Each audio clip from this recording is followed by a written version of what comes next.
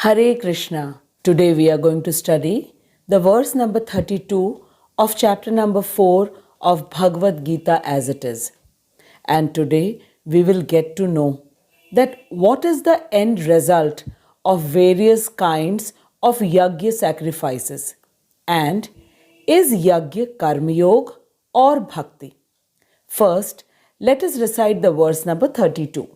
एवं बहुविधा यज्ञ वितता ब्रह्मणो मुखे कर्मजान् विद्धि तान् सर्वानेव ज्ञात्वा विमोक्ष्यसे एवं बहुविधा यज्ञ वितता ब्रह्मणो मुखे कर्मजान् विद्धि तान् सर्वानेवं ज्ञात्वा विमोक्ष्यसे.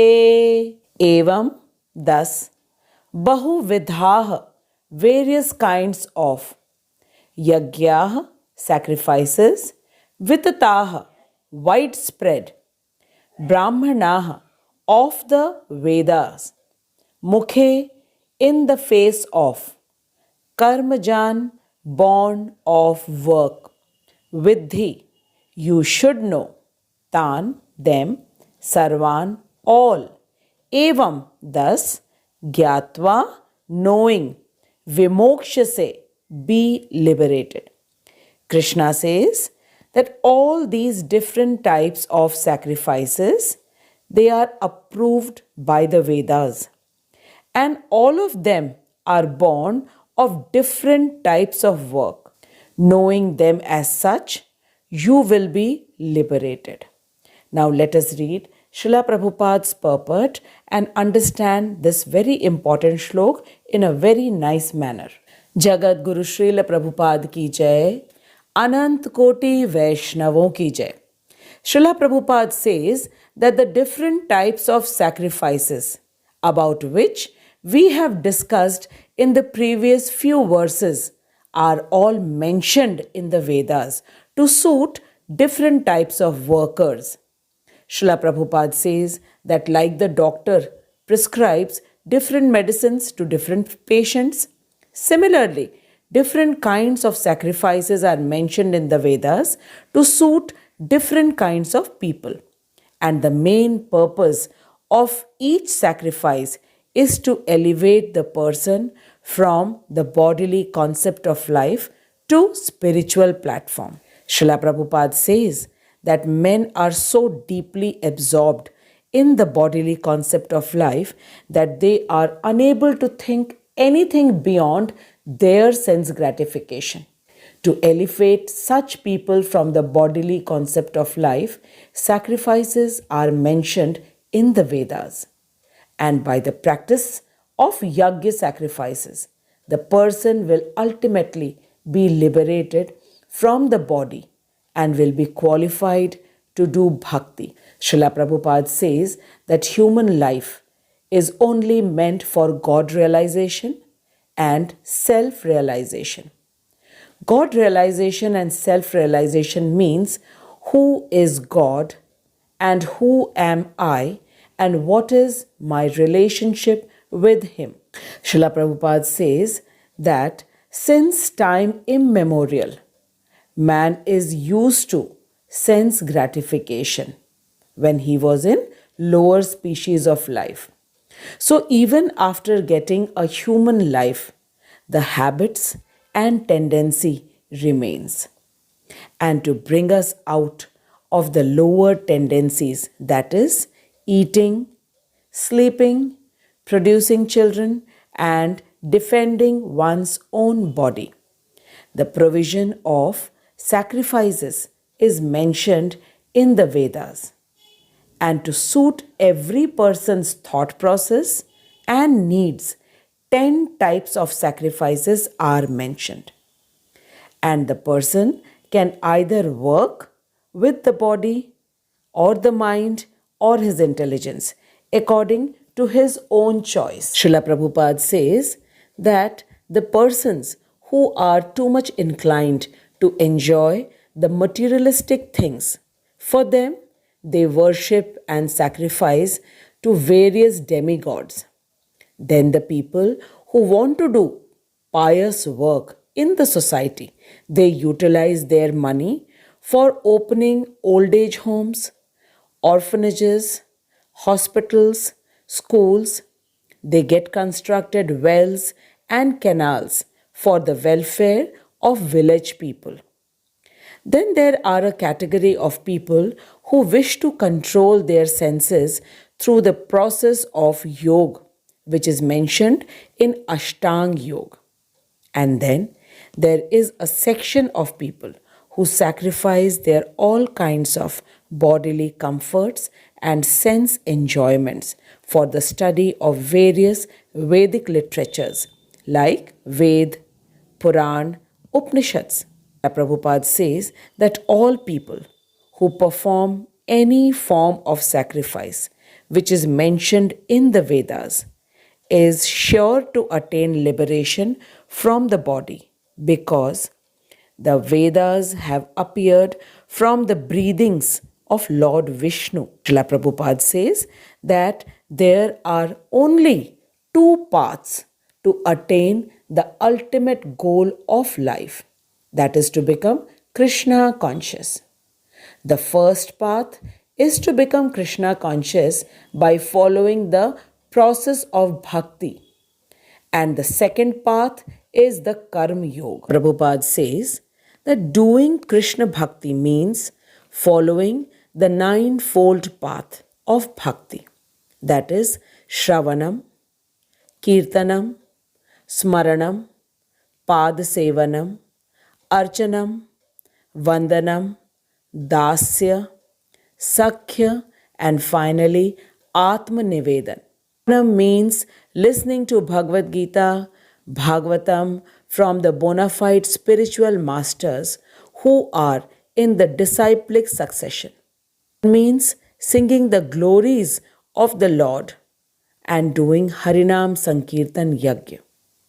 Smaranam means continuously thinking about Krishna. Pad Sevanam means doing deity worship.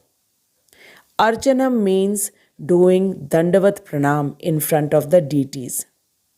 Vandanam means praying to the deities, praying to Lord. Dasya means serving the Lord in the mode of servant. Sakhya means giving pleasure to the Lord by playing with Him as His friend. And Atma Nivedan means complete surrender. Prabhupada says that if anyone who follows one or more than one steps of bhakti, then he is sure to get the association of Krishna in Golok Vrindavan Dham after leaving the present body. This path is opted only by those persons who want to do everything only to make Krishna happy. And it is not possible that all people will do everything only for the pleasure of Krishna. So, for them, the process of sacrifice is prescribed in the Vedas. Prabhupada says that all the people who are doing any one kind of sacrifice are sure to attain liberation from their body because of only one simple reason, that all the sacrifices have appeared in the Vedas and the Vedas have appeared from the breathings of the Supreme Krishna. This way, it is prescribed karma for the people who are still in the bodily concept of life. Prabhupada says that we are all children of Krishna. And after getting human form of life, it is only our aim to get liberated from the present body. But every person does not have this vision. So to bring up every person to the spiritual platform, Krishna has prescribed 10 kinds of sacrifices, and from which one can opt according to his own choice and make a gradual progress and attain liberation. This is the ultimate compassion and mercy of Krishna, that he wants all of us to get back to him. In the previous verse, Krishna said that if one wants to live happily in the present life and attain a higher planet after leaving the present body, then he has to perform sacrifice. And in today's verse, it is clearly said that the people who do sacrifice of any kind, whether of the body, mind, or intelligence, is sure to be liberated because all sacrifices are prescribed in the Ved, and Ved is the mouth of Vishnu or Krishna. And when Krishna has himself said about the sacrifices, then there is no doubt at all that all the persons who perform sacrifices will surely be liberated and will gradually attain bhakti also. Now it's very clear to us that various sacrifices that are mentioned in the Vedas are a part of Karma Yoga. But since it is coming from the mouth of Vishnu, so it will gradually elevate the person to the path of bhakti.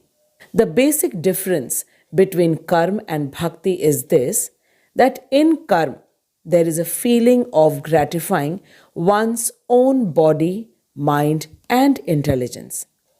And bhakti means only and purely to make Krishna happy and doing everything only for the pleasure of Krishna. The various sacrifices prescribed in the Vedas is very difficult to be performed in Kali Yuga, and the easiest way to please Krishna is by doing Harinam Sankirtan Yajna. Srila Prabhupada says that Shukdev Goswami, when he was saying Bhagwatam Katha to Parikshit Maharaj, he said, Kaler dosh nidhe rajan asti hyeko mahan gudah kirtana dev krishnasya mukta sangah param vrajet. Shukdev Goswami said, My dear king, although Kali Yuga is an ocean of faults, there is still one good quality about this age. And what is that quality? That quality is this, that by simply chanting the Hare Krishna Mahamantra, one can become free from all kinds of material bondage and be promoted to the transcendental kingdom. Now I am very sure that each one of us have clearly understood that it's only the Harinam Sankirtan. And the Harinam Sankirtan is so simple to do.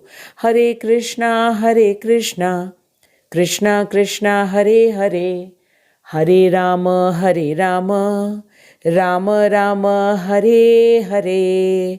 And just by doing this, we can get liberated from the endless cycle of birth and death and elevate to the platform of spiritual life, where everyone is engaged in the loving, devotional service of Sri Sri Radha Krishna. I bow down to Srila Prabhupada and my Shiksha Guru, His Grace Harimohan Das Prabhuji, for making us understand the most secretive knowledge of Bhagavad Gita in such an easy manner. I thank each one of you for listening to the Bhagavad Gita verses very attentively. Please write down your realizations and understanding in the comment box, and please do share the video with others. Now we shall meet the next week with a new shlok. Till then, keep chanting the Hare Krishna Mahamantra and be happy. Hare Krishna.